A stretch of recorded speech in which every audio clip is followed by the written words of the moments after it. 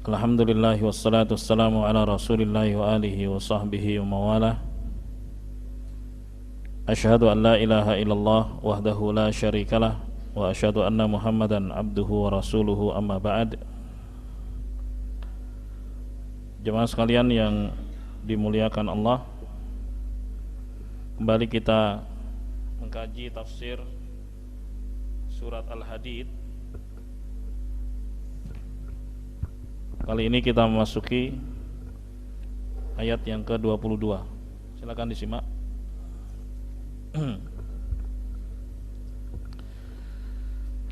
A'udzu billahi minasy syaithanir rajim.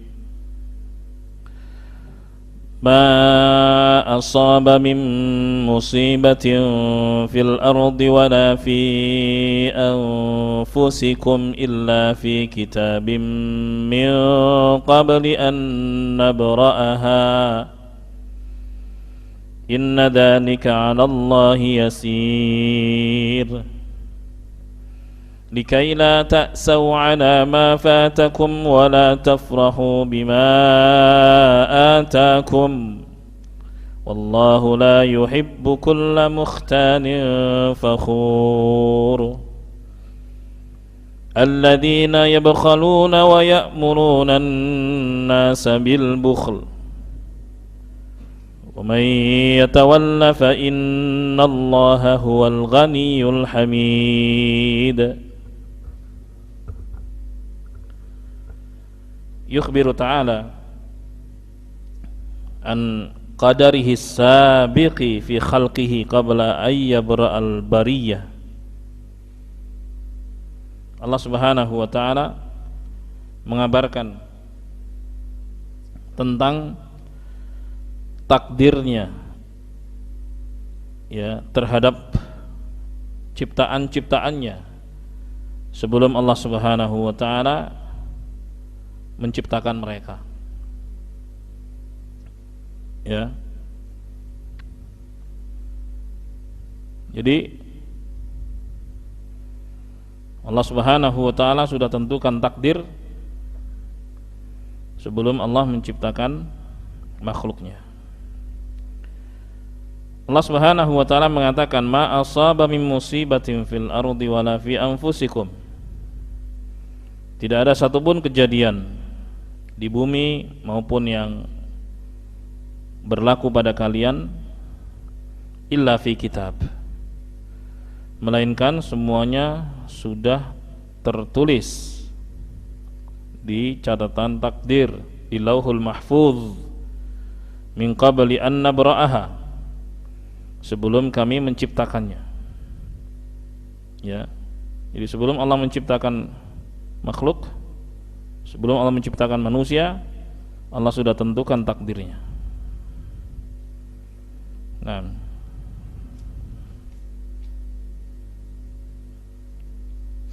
Masya Allah. Apapun kejadian di alam semesta ini, apapun kejadian yang menimpa masing-masing kita, itu semua gak lepas dari takdir Allah Subhanahu wa ta'ala. Ya. Wa hadhil ayatul karimatu min adalli dalilin 'ala al-qadariyah nufatil ilmi sabiqi qabbahumullah. Ya. Jadi ayat yang mulia ini merupakan dalil yang paling besar untuk membantah kaum Qadariyah, itu orang-orang yang menolak takdir, ya, orang-orang yang menolak kemahatauan Allah Subhanahu wa ta'ala akan sesuatu yang akan terjadi. Ya, jelas di dalam ayat ini Allah mengatakan bahwa apapun kejadian di alam semesta, apapun kejadian yang menimpa kalian, itu sudah tercatat di Lauhul Mahfuz sebelum Allah Subhanahu wa taala menciptakannya. Masya Allah. Al-Imam Ahmad meriwayatkan dari Abdullah bin Amr bin As radhiyallahu anhuma, sami'tu Rasulullah sallallahu alaihi wasallam yaqul, aku pernah mendengar Rasulullah sallallahu alaihi wasallam bersabda, qaddarallahu al-maqadira qabla an yakhluqas samawati wal arda bi 50 alf sanah. Allah Subhanahu wa taala sudah menentukan takdir 50.000 tahun sebelum Allah menciptakan langit dan bumi. Sudah ditentukan oleh Allah Subhanahu wa taala. Hadisnya juga diriwayatkan oleh Imam Muslim di dalam sahihnya. Lalu Nabi sallallahu alaihi wasallam mengatakan, wa kana arsyuhu 'alal ma', dan adalah singgasana Allah Subhanahu wa taala, arsy Allah Subhanahu wa taala itu di atas air. Hadisnya juga diriwayatkan oleh Tirmidzi dan beliau mengatakan hasanun sahih.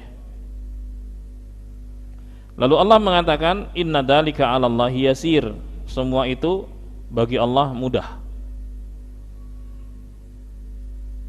Ya.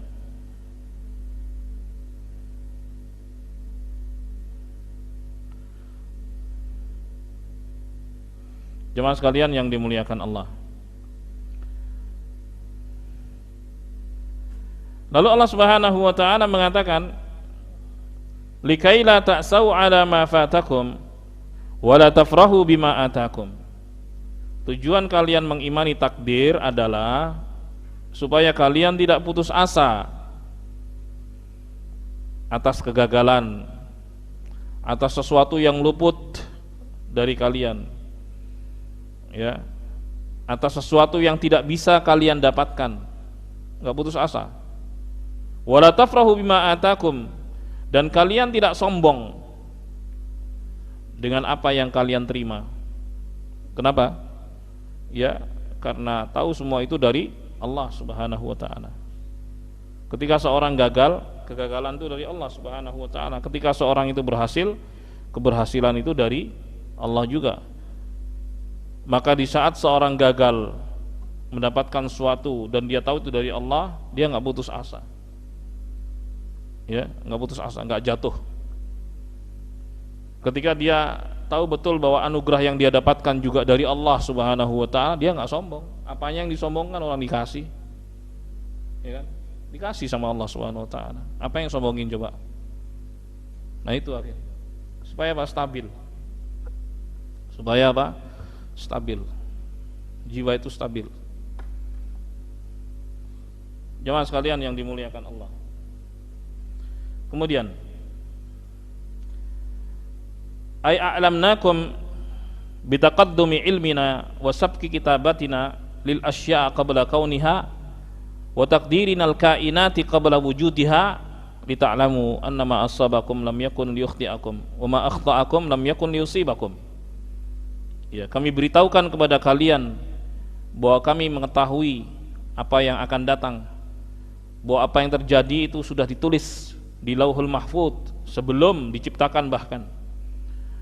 Dan kami beritahukan kepada kalian akan takdir-takdir kami sebelum kejadian itu terjadi, supaya kalian tahu bahwa apa yang kalian dapatkan enggak akan luput dari kalian, dan apa yang kalian gagal mendapatkannya pasti juga enggak mungkin bisa kalian dapatkan. Kan begitu?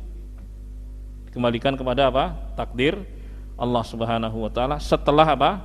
Setelah kejadian. Jadi begitu. Setelah kejadian apa nih? Gagal misalnya. Gagal. Ya udah, itu dari Allah Subhanahu wa taala. Ya, dia terima. Baik. Kalaupun ada kecewaan wajar lah, manusiawi, tapi tidak membuat dia putus asa. Itu poin. Ya. Jangan sampai susah untuk move on, untuk bangkit. Orang putus asa itu susah. Itu aja terbelit terus. Ya. Terbelit terus dalam apa? Kesulitan. Putus asa seperti itu. Naudzubillah. Jemaah sekalian yang dimuliakan Allah. Jadi hidupnya akan tenang. Kalau kehidupan orang seperti ini akan tenang. Ya udahlah, udah terjadi. Masih ada waktu esok, usaha lagi, kan begitu. Jadi orang yang beriman kepada takdir dia selalu optimis. Ya, yang gagal ya sudah, dievaluasi. Ya, apa yang kurang ntar diperbaiki, masih ada hari esok. Sebab itu Nabi SAW bersabda, ihris ala ma yanfa'uk wasta'in billah wala ta'jaz. Bersemangatlah untuk meraih apa yang bermanfaat bagimu, mintalah bantuan kepada Allah dan jangan merasa lemah. Gitu, semangat. Karena masa depan kita nggak tahu. Masa depan kita nggak tahu. Yang tahu masa depan hanya Allah Subhanahu wa taala. Nah, apa yang diterangkan tadi itu terkait apa? Setelah kejadian, karena manusia itu baru tahu takdir setelah kejadian. Gitu loh. Jadi itu bimbingan dari Allah dan Rasulnya Shallallahu Alaihi Wasallam dalam menyikapi kejadian-kejadian yang terjadi, gitu. Tapi belum terjadi, silakan berlomba, bersemangat untuk meraih sesuatu yang bermanfaat, kan gitu kata Rasulullah. Maka seorang Muslim adalah orang yang selalu bersemangat, gitu, nggak lemes, gitu. Muslim selalu bersemangat, karena dia nggak tahu masa depan. Sementara dia diperintah untuk apa?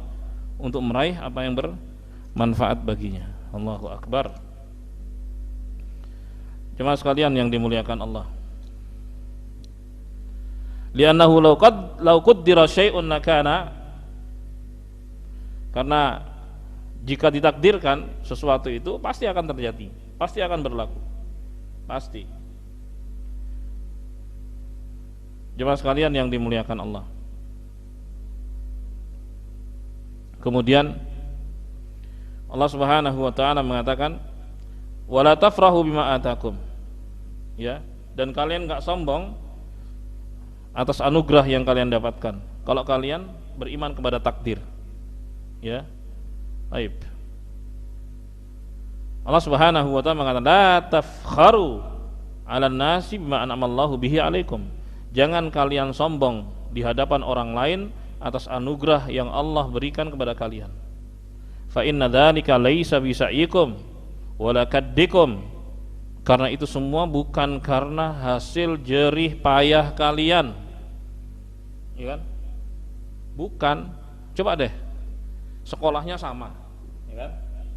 Baik, sekolahnya sama. Kalau ini misalnya antar teman ya, satu sekolahan gitu. Itu takdirnya beda. Rizkinya juga beda. Terus dibilang, oh ini kan karena jerih payah, nggak bisa begitu. Ini semua kita dikasih sama Allah Subhanahu wa taala. Usahanya sama kok, gitu. Bahkan ada yang lebih santai usahanya. Tapi jalan terus gitu.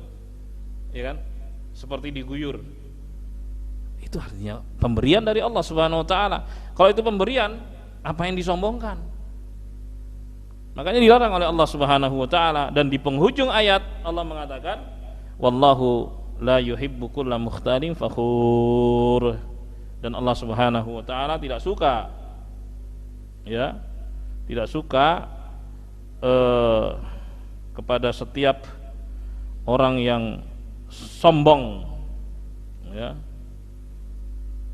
dan membanggakan diri atas orang lain. Siapa orang-orang yang sombong? Allah Subhanahu wa taala menerangkannya, alladzina yabkhalun, yaitu orang-orang yang bakhil. Orang sombong itu orang yang bakhil. Gitu. Kenapa? Kalau dia berbagi nanti kurang duitnya. Kalau duitnya kurang, apa yang disombongin? Akhirnya begitu. Pola berpikirnya itu begitu.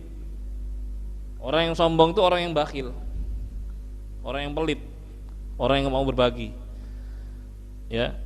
Seakan-akan dengan kekikirannya itu membuat dia senantiasa kaya. Gitu. Naudzubillah min dzalik. Ya. Naudzubillah min dzalik. Wa ya'muruna an-nasa bil bukhl, dan mengajak-ngajak manusia supaya manusia itu kikir, gitu.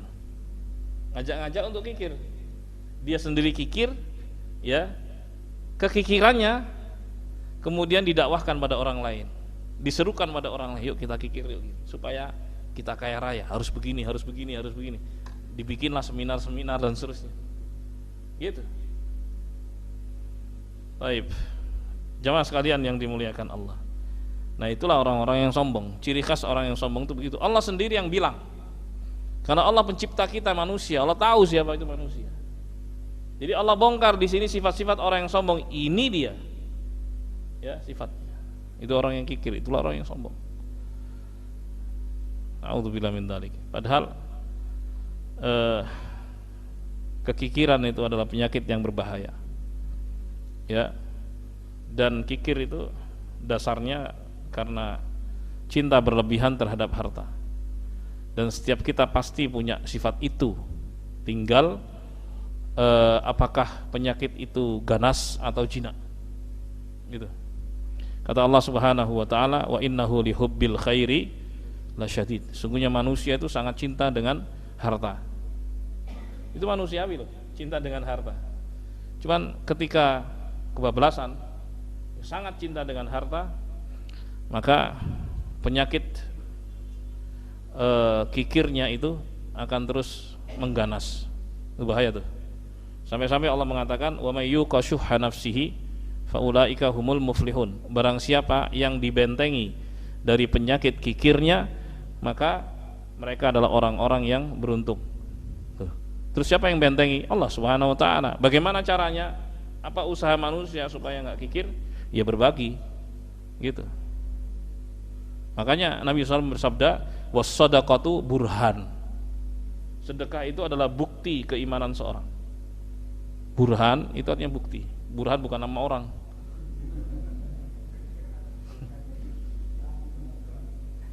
Burhan kok langsung nunjuk-nunjuk gitu. Burhan itu artinya bukti. Ya. Jadi sedekah itu adalah bukti akan keimanan seorang. Karena Nabi SAW sedang berbicara tentang iman. Ya. Taib. Kenapa jamaah? Ya, secara matematis namanya berbagi itu berkurang gitu loh. Nah, iya kan? Tapi Nabi Muhammad SAW mengatakan enggak berkurang. Nah, kan aneh di situ, enggak nyambung tuh antara hitungan matematis dengan sabda Nabi SAW. Makanya tadi dikatakan bahwa sedekah itu burhan, bukti keimanan seorang. Artinya kalau dia berbagi, itulah keimanan dia. Gitu. Karena secara matematis enggak masuk. Apa kata Nabi SAW? Ma naqasa malun min shadaqah. Harta itu tidak berkurang dengan disedekahkan. Nah loh, gimana tuh? Karena dikeluarin kan berkurang. Tapi Nabi bilang enggak berkurang. Nah, makanya mereka yang berani berbagi, bersedekah, itu bukti keimanannya kepada Nabi SAW. Dan itu utama. Taib.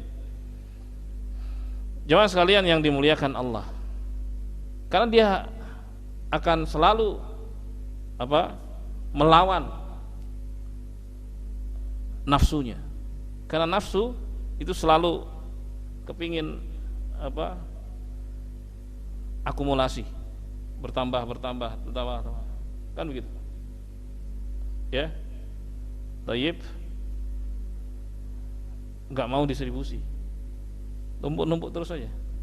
Padahal Nabi SAW mengatakan kalian tuh lebih suka dengan harta ahli waris kalian daripada harta kalian sendiri. Oh enggak gitu para sahabat waktu itu. Iya buktinya begitu ya. Harta kalian itu kata Rasulullah, ma'akalt fa'afnait. Ya, apa yang kalian makan terus habis. Terus apa yang kalian pakai dan usang. Dan yang ketiga, apa yang kalian belanjakan di jalan Allah dan itulah yang kekal. Jadi harta kita itu yang kita nikmati jamaah. Kita makan, ya kan? Kita pakai, itulah harta kita. Tapi kalau yang masih di rekening, nah belum itu. Itu kata Nabi SAW. Ya, itulah harta yang akan dibagikan kepada siapa? Ahli waris. Kalau seorang mau belanjakan itu harta ke jalan Allah Subhanahu wa taala, itulah yang kekal. Kalau dimakan pasti habis, kalau dipakai pasti usang. Entah itu baju, entah itu kendaraan, kan gitu, entah itu rumah. Semuanya usang. Ya, yang bernilai itu yang tadi tuh, yang dibelanjakan di jalan Allah Subhanahu wa taala, dan itulah yang kekal, itulah hartamu sendiri. Jadi harta seorang itu yang dinikmati, dan yang kedua yang dibelanjakan di jalan Allah Subhanahu wa taala. Dan sabda-sabda seperti ini jamaah itu untuk memerangi penyakit kikir tadi. Kalau kita diarahkan ke situ, ada semacam bala bantuan untuk memerangi sifat kikir. Karena kikir itu mesti harus diperangi. Kalau enggak ganas sih. Dan itu berbahaya. Baik. Di lain hadis Nabi SAW pernah mengatakan dalam hadis yang sahih, ya, innamas sadaqatu awsaqun nas. Ya. Sedekah itu adalah kotorannya manusia. Sedekah ada dua, sedekah wajib yaitu zakat, yang kedua sedekah sunnah. Tapi itu kotoran, gitu. Nabi SAW menggunakan diksi kotoran supaya orang itu lari darinya, supaya orang itu jijik dengannya. Dan setiap yang didapat oleh seorang, sebagiannya itu ada titipan untuk orang lain. Allah Subhanahu wa taala yang kabarkan itu kepada kita. Wa mimma razaqnahum yunfikun. Dan dari sebagian apa yang kami rizkikan kepada mereka, ya, mereka mau berbagi. Sebagian ada titipan Allah Subhanahu wa taala. Gitu. Dan itu disebut kotoran oleh Nabi SAW. Makanya Nabi SAW itu dilarang, dan keluarganya dilarang untuk menerima zakat ataupun sedekah. Haram. Kenapa? Karena kotoran. Khusus untuk keluarga Nabi, ya, Sallallahu Alaihi Wasallam. Kalau antar kita bisa, kalau memang dia berhak, ya dapat itu. Tapi pemberian dalam bentuk hadiah tidak dilarang. Beda ya. Kalau sedekah itu memang spesifik, ya, untuk fakir miskin dan juga kelompok-kelompoknya itu sebutkan dalam asnaf. Nah, tapi kalau untuk hadiah itu nggak mesti pada orang miskin, sesama atau lebih kaya itu bisa diberi. Ini hadiah saya, hadiah. Dan hadiah itu lebih lebih manis, ya. Bahkan kata Nabi SAW, hadiah itu bisa mendatangkan cinta, ya. Maka Nabi mengatakan tahadu tahabu, salinglah berbagi hadiah, niscaya kalian akan saling mencintai. Bagi hadiah, nanti akan tumbuh benih-benih cinta. Jadi lagi marah-marahan, kasih hadiah, nanti akan muncul cinta. Serius, Rasulullah bilang begitu. Jemaah sekalian yang dimuliakan, jadi itu semua adalah alat-alat dan bantuan-bantuan untuk seorang dalam rangka memerangi penyakit kikir yang memang bakatnya sudah ada di setiap orang. Gara-gara apa? Gara-gara cinta dengan harta. Baik. Karena kalau dibiarkan ibadallah itu luar biasa parah. Sampai-sampai Nabi SAW bersabda, iyyakum wasyuhha, hati-hati kalian dari penyakit kikir, fa inna syuhha qad ahlaka man kana qablakum, karena penyakit kikir itu telah membinasakan orang-orang sebelum kalian, sebelum umat Muhammad SAW. Kok bisa? Terus Nabi bilang begini, ansafaku dima'ahum, mereka saling membunuh, wasabau nisa'ahum, dan mereka saling menawan perempuan-perempuan, karena laki-lakinya mati, maka yang tinggal perempuan-perempuan maka jadi tawanan. Gara-gara apa? Kikir. Gimana tuh? Jemaah, kalau orang itu sudah sangat cinta dengan harta, dia nggak mau orang lain itu dapat, ya kan? Akumulasi terus. Oke, dia nggak mau berbagi. Yang penting dia yang dapat.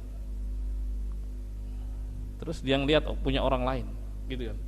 Setelah yang di sekitarnya udah maksimal, dilihat di sana, wah ada sana, mulailah melakukan apa? Penjajahan. Nah itu dia. Di situ, jamaah, iya kan? Ada motif ekonomi nggak setiap penjajahan? Pasti ada motif ekonominya. Dikira nggak ada motif ekonomi? Tadi itu. Nah sementara yang dijajah berontak, nggak mau dong dijajah, kan begitu. terjadilah perang. Jemaah sekalian yang dimuliakan, dan terjadi terus. Makanya kita dilarang oleh Rasulullah SAW untuk apa tadi? Pelit. Karena itu bisa menjadi sebab pertumpahan darah. Ya nggak jauh-jauh jemaah, gara-gara uang 2.000, gara-gara uang 5.000, berita-berita beredar, mati itu orang. Sallallahu alaihi. Uang-uang yang nilainya subhanallah berapa sih? Mati.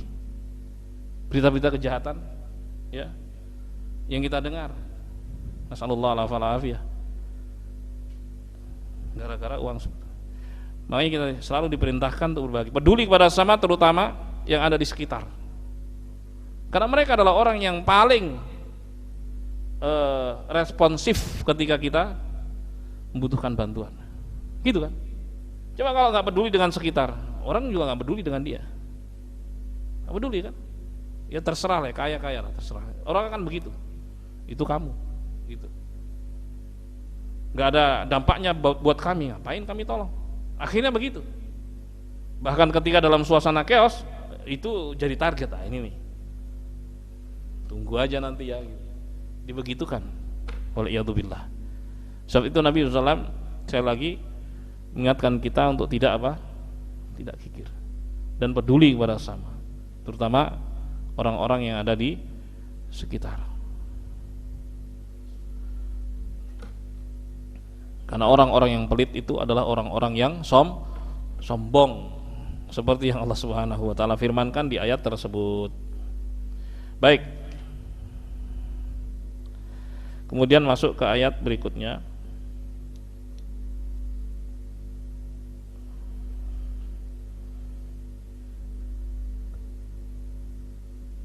Masih berapa menit lagi?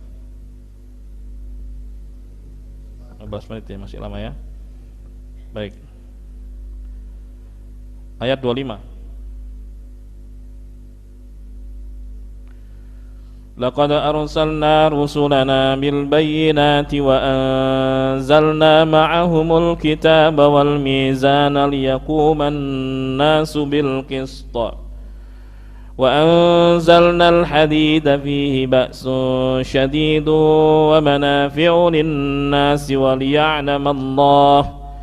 ليعلم الله من ينصره ورسله بالغيب إن الله قوي عزيز.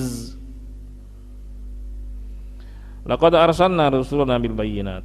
Sungguh kami utus utusan-utusan kami dengan al-bayyinat, al-mu'jizat, wal hujajil bahirat, hujjah-hujjah yang kuat, wad-dalail al-qati'at, dalil-dalil yang pasti. Wa anzalna ma'ahumul kitab, dan kami turunkan bersama mereka al-kitab,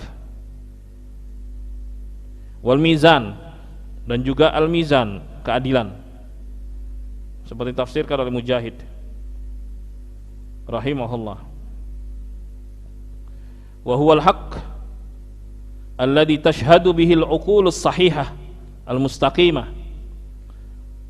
dan yang dimaksud keadilan adalah kebenaran yang disaksikan oleh akal yang sehat, akal yang lurus, ya, sebagaimana dalam surat Hud ayat 17, afaman kana ala bayyinatin min rabbih wa yatluhu syahidun minah. Apakah sama orang yang berada di atas petunjuk Tuhannya dan dia bacakan petunjuk itu, ya, dia menjadi saksi darinya, dengan orang yang tidak berada di atas petunjuk Tuhan? Jawabannya pasti berbeda, nggak sama, ya. Oleh sebab itu Allah Subhanahu wa taala mengatakan di ayat selanjutnya, liyaquman nasu bil qist, agar manusia itu tegak di atas keadilan. Jadi Allah utus utusan-utusan dibekali dengan mukjizat, ya, dan juga timbangan keadilan, yaitu kebenaran yang disaksikan oleh akal sehat, ya. Karena apa yang ditetapkan oleh Allah Subhanahu wa taala, apakah itu perintah, larangan, ataukah itu ketetapan ini halal, ini haram, pasti itu adalah benar. Dan pasti didukung dengan akal sehat. Ya.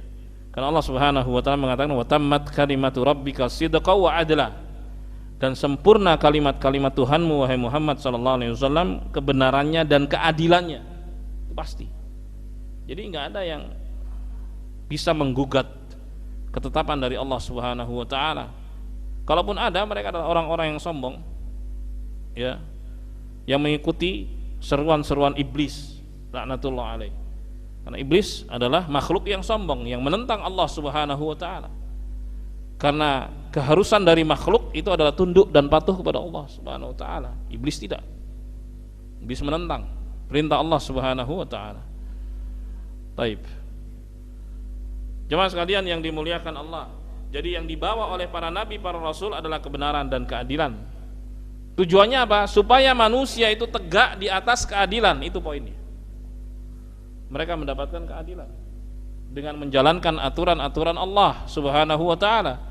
Karena yang paling tahu tentang manusia adalah Allah Subhanahu wa taala, itu poinnya. Karena Allah adalah pencipta manusia. Baik. Lalu kata Allah Subhanahu wa taala, wa anzalnal hadida, dan Allah Subhanahu wa taala atau kami turunkan besi. Wa anzalnal hadid, ya, sebagian cendekiawan menunjukkan bahwa memang besi-besi yang ada di bumi itu, logam-logam yang ada di bumi itu juga karena benturan-benturan, tumbukan-tumbukan, benda-benda langit yang mengandung apa? Besi dan logam, gitu. Banyak sekali yang tumbukan-tumbukannya. Ya. Tayyib. Dan juga bisa bermakna wa ja'alnal hadida radi'an, dan kami jadikan besi itu sebagai penggentar liman abal haq, bagi orang yang menolak kebenaran. Karena besi bisa diolah dengan berbagai macam bentuk.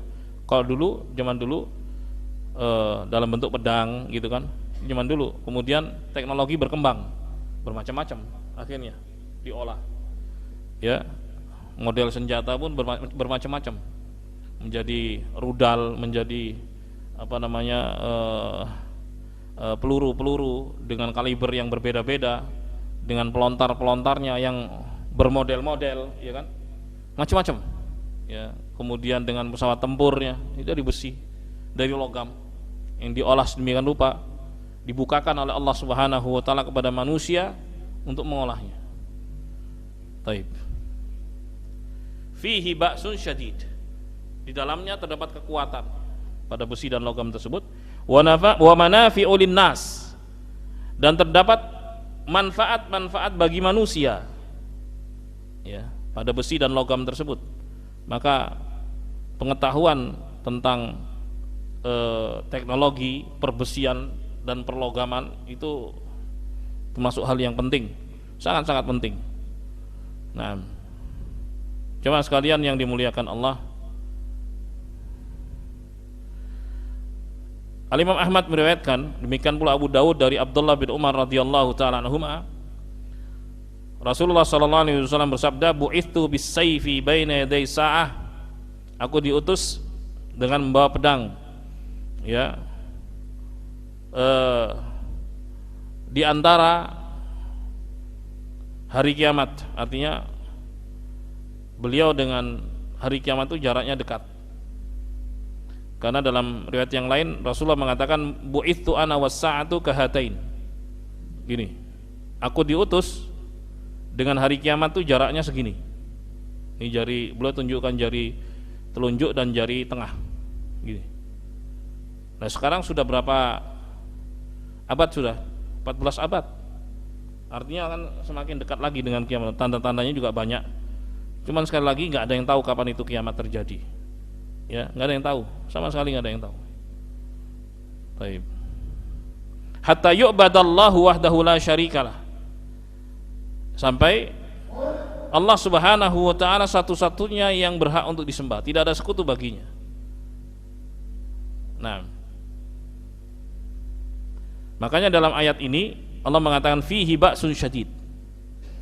Jadi pada besi itu ada kekuatan yang luar biasa, ya, diolah jadi pedang zaman dulu, ya, diolah jadi macam-macam lah, alat-alat alutsista kalau sekarang ini namanya, ya. Nah, siapa yang menguasai alutsista, ya dia kuasa, gitu. Ya kan, kuasa dia. Taib, kalau pengen damai ya mesti harus siap dengan apa namanya, peralatan-peralatan seperti ini, jadi punya wibawa gitu kan. Dan memang anggarannya nggak murah gitu. Taib, mahal memang, tapi memang mesti harus diupayakan. Kaum muslimin punya ilmuwan, cendekiawan yang bisa mengolah ini, ya kan, transfer teknologi ke apa caranya, ya nanti untuk kepentingan bangsa dan negara itu sendiri, jadi mulia di hadapan yang lainnya. Baik, jemaah sekalian yang dimuliakan Allah, seperti yang Allah katakan, fihi ba'sun syadid wa manafi'u linnas. Pada besi terdapat kekuatan yang luar biasa dan manfaat bagi manusia. Ya, untuk kebutuhan sehari-hari, ada kendaraan, mobil, motor, ya kan, macam-macam. Itu semua dari besi dan logam. Allahu akbar, Allahu akbar. Semua itu Allah Subhanahu wa taala ciptakan. Kemudian waliya'lamallahu may yansuruhu wa rusulahu bil ghaib.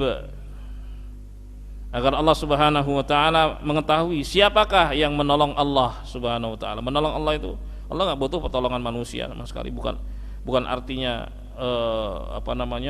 Allah butuh pertolongan, bukan. Allah bikin aturan, ya.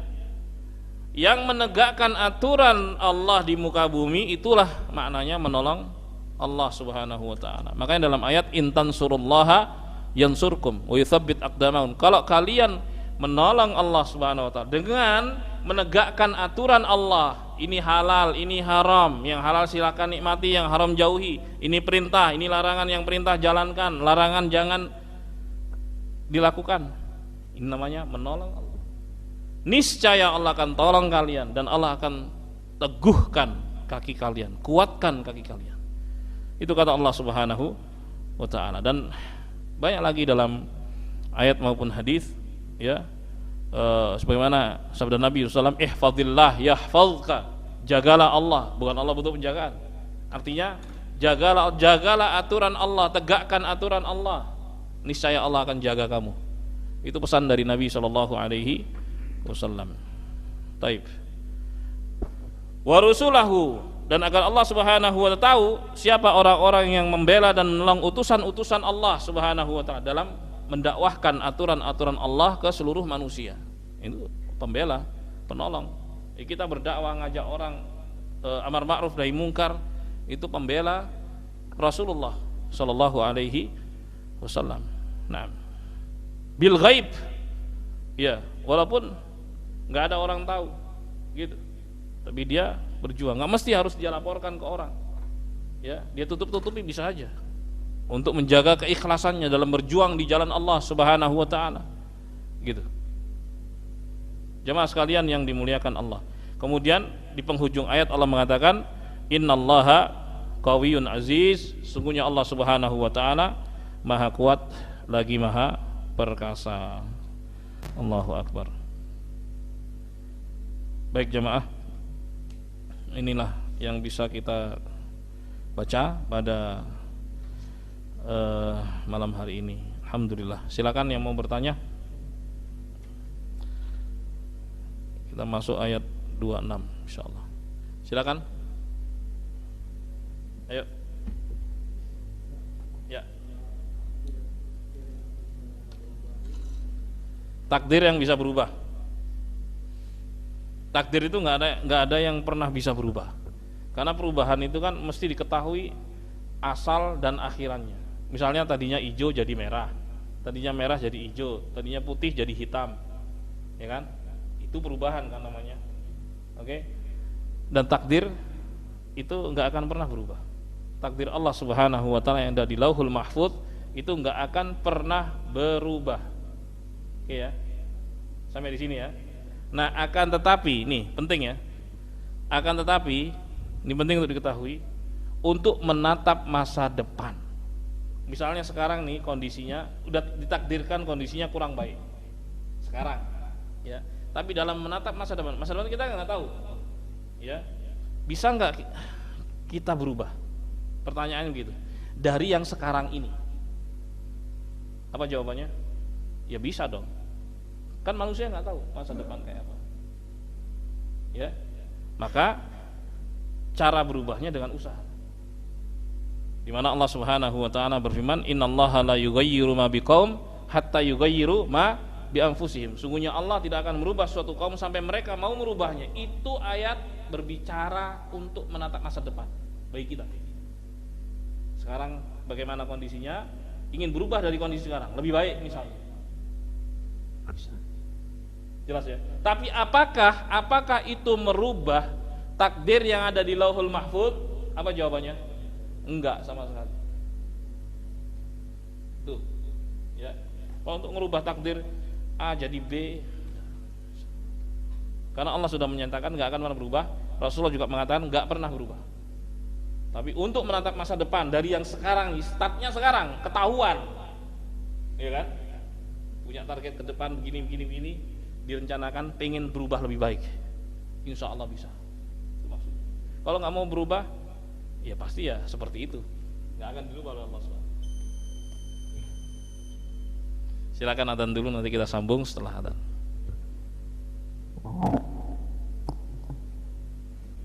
Silakan berikutnya, jemaah. Ya, Pak Andi.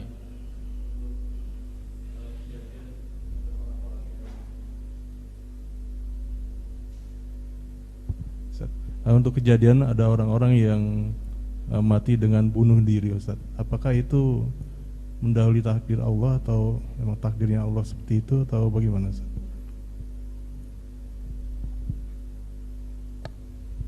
Iya. Bunuh diri itu buruk. Waliyadzubillah, di syariat Nabi Muhammad SAW. Tapi di syariat dulu itu bunuh diri itu cara bertobat. Kata Allah Subhanahu wa taala, "Faqtulu anfusakum dzalikum khairul lakum inda bari'ikum fataba 'alaikum." Maka bunuh dirilah kalian. Itu lebih baik buat kalian di sisi Tuhan. Niscaya Allah akan menerima taubat kalian. Itu syariatnya Musa alaihissalam. Mau taubat bunuh diri. Makanya orang-orang Yahudi itu paling takut mati sampai sekarang tuh. Takut luar biasa mati itu. Mereka kalau bisa pasang itu apa besi-besi di muka mereka itu semua itu pakai semua itu. Beneran. Paling takut mati. Karena itu sudah dari dulu. Artinya kalau mereka itu beriman pada Allah Subhanahu wa taala, mau tobat bunuh diri, enggak berani mereka. Gitu. Sampai sekarang gitu. Mati itu paling jadi apa ya? Momok buat mereka, menakutkan. Gitu. Waliyadzubillah. Tapi bunuh diri menjadi terlarang di syariat Nabi Muhammad SAW. Bahkan dalam perang pun nggak boleh bunuh diri. Dalam perang ada orang berjihad di masa Nabi SAW. Dalam hadis riwayat Bukhari, sahih hadisnya, yang jadi komandan itu Rasulullah. Terus dia semangat gitu dalam berperang, bertempur. Terus ada orang komentar, penduduk surga. Rasulullah bilang gini, bukan, penduduk neraka. Kan Rasul dapat wahyu dari Allah Subhanahu wa taala. Nah, ini orang heran, kok berjihad bersama Rasulullah masuk neraka? Diikuti akhirnya. Diikuti ya. Dan betul ternyata. Pas dia banyak luka, enggak sabar dengan lukanya tersebut. Terus dia ambil tombak, diletakkan gagangnya di bawah, mata tombaknya itu di atas, di dada dia, lalu dia rebahkan diri. Berarti matinya apa? Bunuh diri. Rasulullah bilang apa? Masuk neraka. Jangan bunuh diri. Dan bunuh diri itu adalah perbuatan dosa besar. Ya. Jadi dari sini diketahui bahwa orang mati dalam keadaan berdosa, ya, itu su'ul khatimah. Makanya mesti ini husnul khatimah supaya jadi inspirasi, ya kan? Menginspirasi husnul khatimah. Su'ul khatimah seperti mati dalam keadaan mabok misalnya, tiba-tiba nabrak barir busway, brak, mati. Alhamdulillah, mendalik, sama aja. Apakah itu takdir Allah Subhanahu wa taala? Iya, takdir Allah Subhanahu wa taala begitu. Begitulah yang ditakdirkan Allah Subhanahu wa taala. Gitu. Tapi apakah setiap upaya bunuh diri itu pasti berujung kematian? Enggak juga. Ya seperti case yang baru saja itu, mana yang Jagakarsa itu loh, yang dia bunuh, ya, dan seterusnya, keluar, dia juga mau bunuh diri tapi nggak mati. Ya Allah takdirkan nggak mati, mau gimana? Ngakunya begitu loh ya. Dia juga melakukan itu, bunuh diri, tapi dia nggak mati. Gitu. Taib. Jadi apakah semua terkait dengan takdir Allah? Iya. Makanya Allah mengatakan tidak ada satupun kejadian di alam semesta atau kejadian yang menimpa kalian, semua itu sudah terkait dengan takdir Allah Subhanahu wa taala sebelum Allah menciptakan semua itu. Demikian.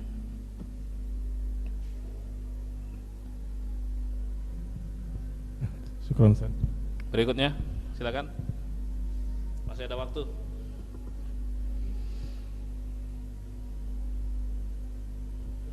Cukup?